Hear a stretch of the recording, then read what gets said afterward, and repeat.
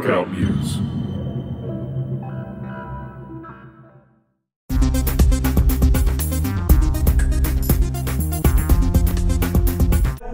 I love to start with 50-10s. 50-10s, right? 5-to-1 works to rest, but if you have non-competitive exercise that you're alternating between, we can make it work. I get a 4-minute rest before I come back to that exercise 1. But at the same time, am I doing plyometric push-ups in 50 seconds? No. Probably not, okay? So those movements, they're basically moderate intensity loads and exercise selections, okay? Let's go through right now a 50-10 workout. Joe, I'm gonna borrow you again, okay? So we've got level 1, back pillar. Okay, let's walk it through. So back pillar progression, I want you to start with the knees bent, hands on the floor. Level 1, knees bent, extend the hips. What do you see between his knees and his head? Straight line. Squeezing the glutes. For people that can't get in this position, don't have the shoulder mobility, what do we do?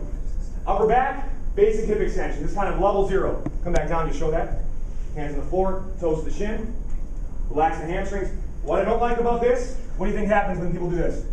They cramp up in their calves and hammies. Pull the toes back, wake up the shins, relax the calf hamstring attachment. This is what's going to get them cramped up, okay? Level 2, let's go back to that back pillar.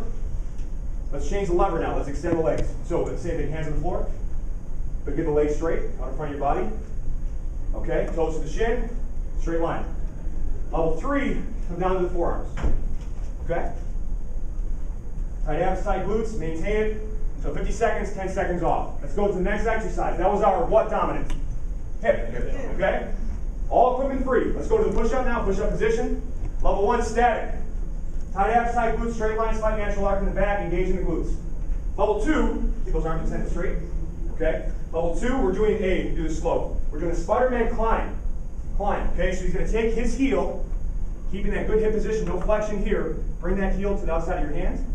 Kind of stick it down for a count, get that good stretch. What are we squeezing to relax the hip? Joe, he's got a nice butt too. Wow, this is great. He's got a snack, okay?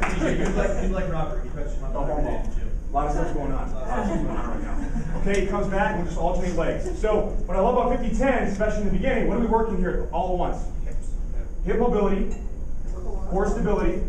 We're in our push-up position, which is the foundational upper body exercise in boot camp. Okay? What would I do in level 3? Integration progression. I'll add the push-up. Tight abs, tight glutes. You could do a push-up after each leg. That would be harder. You can make it easier by going a push-up after 2 legs. Not as many push-ups. Okay? Let's go exercise 3. Okay? We worked our lunge progressions, right? If I want to do walking lunge, what do I start with?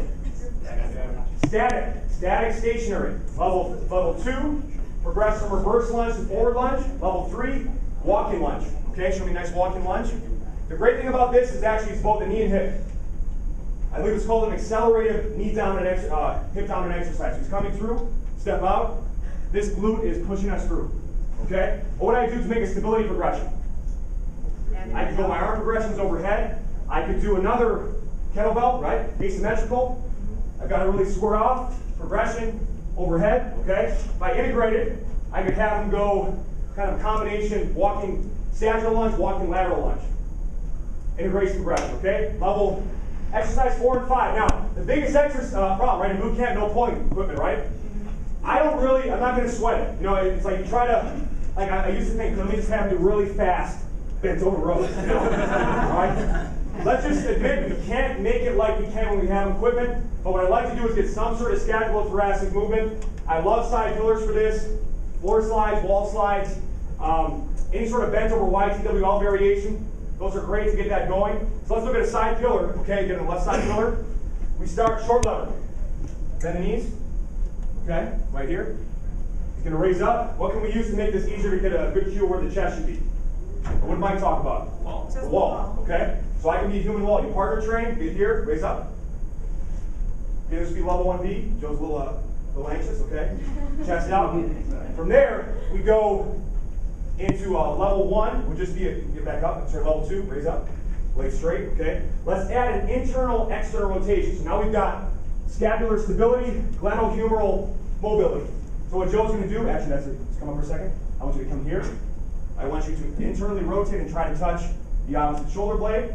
Come through the top, and then let me show this. Actually, sorry, hard to do without that. So I'm here. Internal, external, back and forth. Internal, external, okay? Working again, mobility, stability, and I'm working that area of the body. It's not a true row, but I'm getting those areas worked. Exercise 5 is the other side, okay? Let's go through it, feel it out. Now, 50-10s are endurance. It's conditioning. It's low-level, high-skill rehearsal. With new people, Tabata squats with new people, they get set, it's like 5 seconds down. They brace their hips, 10 seconds down. They haven't done a rep.